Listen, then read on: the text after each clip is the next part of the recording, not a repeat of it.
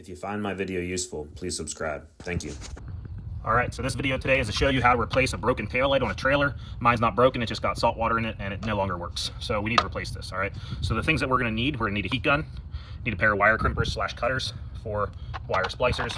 These are waterproof or heat shrink wire splicers. These can be gotten at AutoZone. These are the best thing to use, especially if the boat's gonna be in water or if the trailer gets wet.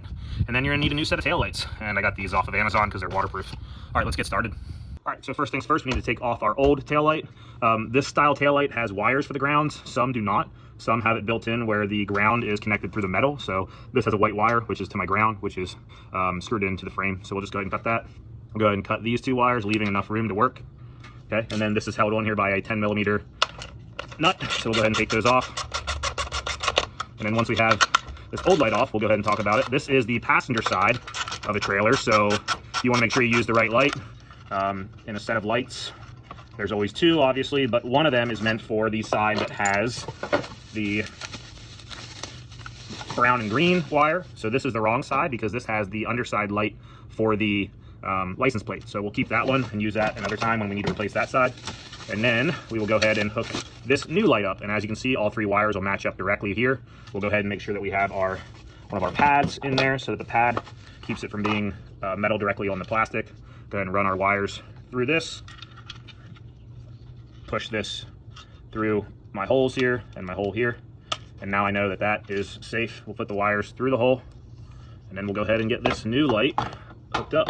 So let's go ahead and get that in place, make sure that the flasher for the turn signal is facing the right way, and let's go ahead and use our new nuts here, and we'll put two of those on.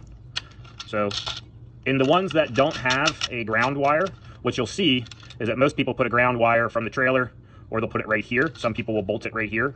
That's an okay option. Mine's just bolted here. And then some of them just have the ground built into these bolts and nuts. So you might have to sand any trailer paint that you have off of that area to make sure that this gets a good connection. I don't have to worry about that. Don't over tighten it or you're gonna break the plastic, and then you might lose the waterproofing of the trailer light. So I just get mine decently tight so I know they're not gonna come off anytime soon, and it'll compress that foam pad. That's plenty tight. I wouldn't go too tighter than that. And then let's go ahead and get these wires spliced. So I'm just going to strip these wires a little bit further down.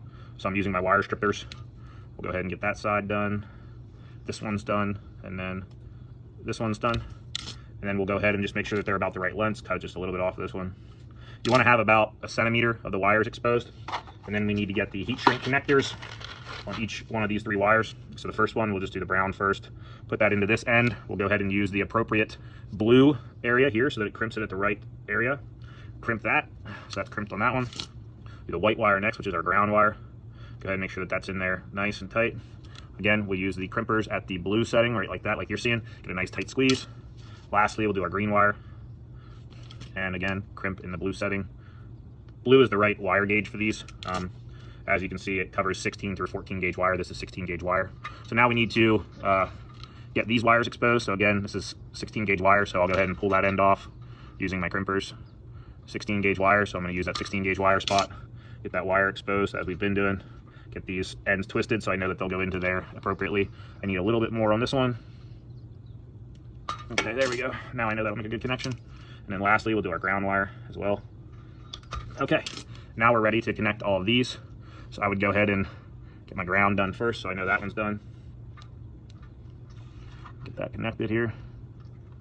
All right, and then again, we're using our crimpers in that middle setting here.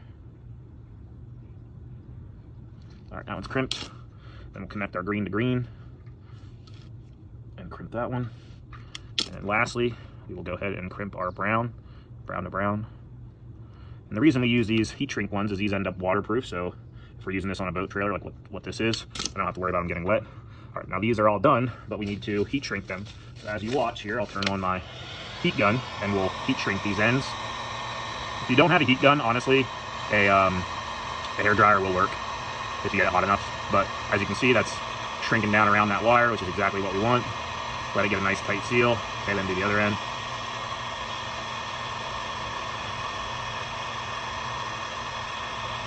All right, and then we'll go this wire.